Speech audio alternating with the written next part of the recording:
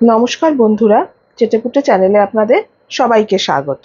দেখুন, আমি হিটে একটা কড়াই বসিয়ে দিয়েছি। এখানে আমি 1 টেবিল স্পুন সর্ষের তেল গরম করেছি। আমি আজকে আপনাদের করে দেখাচ্ছি ফুলকপি হাঁসের ডিমের রসা। আমি দেখুন 6টা ডিম নিয়েছি এখানে, হাঁসের ডিম সেদ্ধ করে।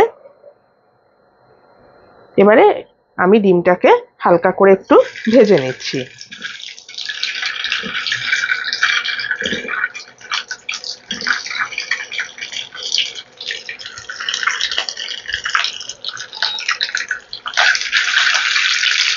খুব হালকা করেই ভাজতে হবে। তেলটার মধ্যে আমি সামান্য একটু নুন দিয়ে দিয়েছিলাম। ডিমের মধ্যে আমি আলাদা করে আর নুন দিচ্ছি না।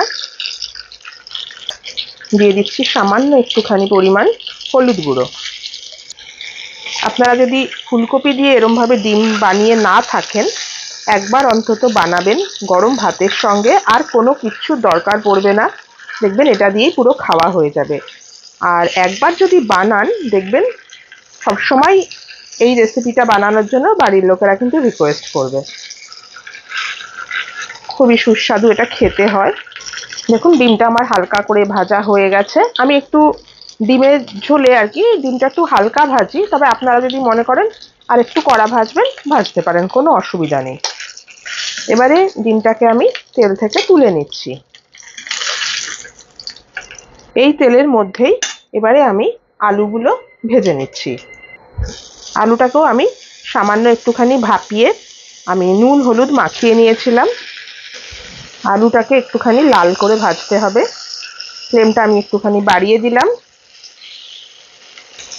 এই রান্নাটা করতে কিন্তু বেশি সময় লাগে না, শুধু একটু ভাজতে যা সময় লাগে। একটু ঢাকা দিয়ে দিচ্ছি আমি, একটু ভাজা হলে আপনাদের দেখাচ্ছি। দেখুন, আলুটা আমার উল্টে পাল্টে লাল করে ভাজা হয়ে গেছে। এবার আমি আলুটাও তেল থেকে তুলে নিচ্ছি। আলুটা মোটামুটি আমার 80% মতো সেদ্ধ করা ছিল। সামান্য একটুখানি তেল আমি অ্যাড করে দিচ্ছি।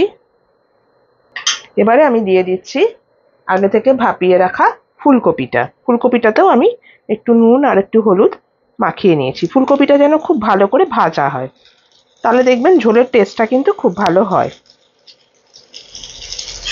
একটুখানি ঢাকা দিয়ে দিচ্ছি আমি, ভালো করে ভেজে আপনাদের দেখাচ্ছি।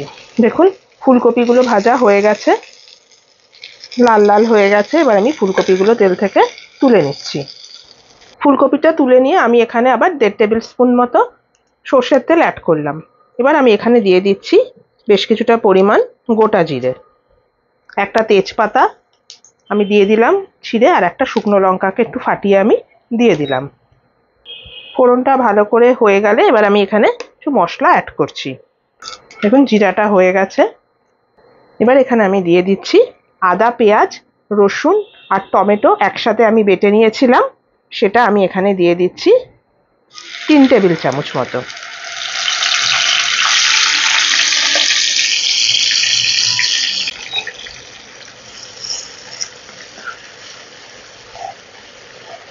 দিয়ে দিচ্ছি হাফ টিস্পুনের থেকে সামান্য একটুখানি বেশি হলুদ গুঁড়ো, দুটো চেরা কাঁচা লঙ্কা দিয়ে দিলাম।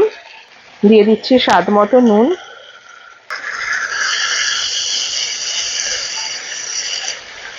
সামান্য সামান্য একটু করে জল দিয়ে এটাকে কষাতে হবে যাতে মশলাটা পুড়ে না যায়। অল্প একটু জল দিয়ে দিলাম। দেখুন, এখানে রয়েছে 1 টিস্পুন ধনে গুঁড়ো, হাফ টিস্পুন জিরে গুঁড়ো আর হাফ টিস্পুন ঝাল লঙ্কার গুঁড়ো। এটাকে আমি একটু জলে ভিজিয়ে রেখেছিলাম। এবার এই মশলাটা এখানে আমি অ্যাড করে দিচ্ছি।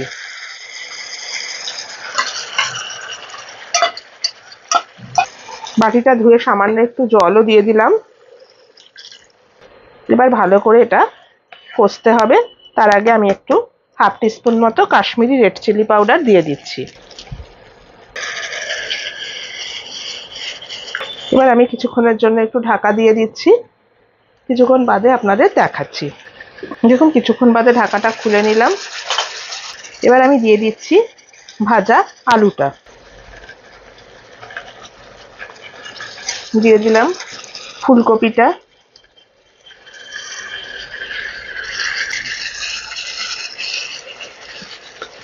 মশলার সাথে এবার এটাকে ভালো করে কষাতে হবে।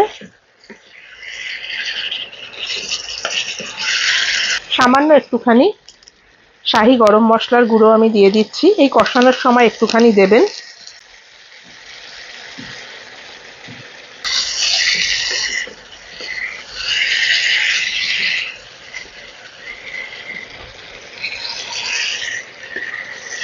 এবার আমি দিয়ে দিচ্ছি যতটা ঝোল লাগবে সেই বুঝে, মোটামুটি হাফ কাপ মতো আমি এখানে জল দিয়ে দিলাম।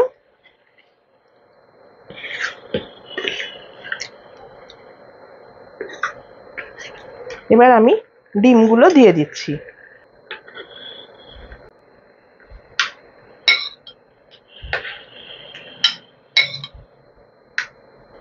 এই সময় আপনারা অবশ্যই নুনটা কিন্তু একবার চেক করে নেবেন। ওপর থেকে আমি সামান্য একটুখানি আবার গরম মশলার গুঁড়ো ছড়িয়ে দিচ্ছি, আর দিয়ে দিচ্ছি সামান্য একটুখানি পরিমাণ ঘি। এবারে আমি ঢাকা দিয়ে দিচ্ছি। ঝোলটা ভালো করে ফুটে উঠলে মোটামুটি রান্নাটাও শেষ হয়ে যাবে, আমি আপনাদের দেখাচ্ছি। তারপরে দেখুন ঢাকনাটা আমি খুলে নিলাম, ঝোলটা ফুটে গেছে। ভাতের সাথে খেতে আমি এতটা ঝোল রাখতেই পছন্দ করছি। এটা আমার একদম রেডি। আমি এবার ফ্লেমটা অফ করে দিচ্ছি, দিয়ে কিছুক্ষণ স্ট্যান্ডিং টাইম দিচ্ছি, দিয়ে আপনাদেরকে এটা সার্ভ করে আমি দেখাচ্ছি। দেখুন বন্ধুরা, রেডি হয়ে গেল আমার ফুলকপি ডিমের রসা। আমি এভাবে সার্ভ করলাম। আমি ঝোলটা একটু পাতলা রেখেছি, একটু পাতলা রাখলে কিন্তু ভাতের সাথে খেতে সব থেকে বেশি ভালো লাগে। আপনারা কিন্তু অবশ্যই এটা বাড়িতে বানাবেন, দেখবেন আপনাদেরও ভালো লাগবে। আমার এই রেসিপিটা যদি আপনাদের পছন্দ হয়ে থাকে তাহলে প্লিজ আমার চ্যানেলটিকে সাবস্ক্রাইব করে একটা লাইক করে আমার পাশে থাকবেন। আর যদি ফেসবুক থেকে দেখেন তাহলে কিন্তু আমার পেজটিকে ফলো করে নেবেন। আজ তাহলে চলি, আবার চলে আসবো অন্যদিন নতুন কোনো রেসিপি নিয়ে। সুস্থ থাকবেন, ভালো থাকবেন, নমস্কার।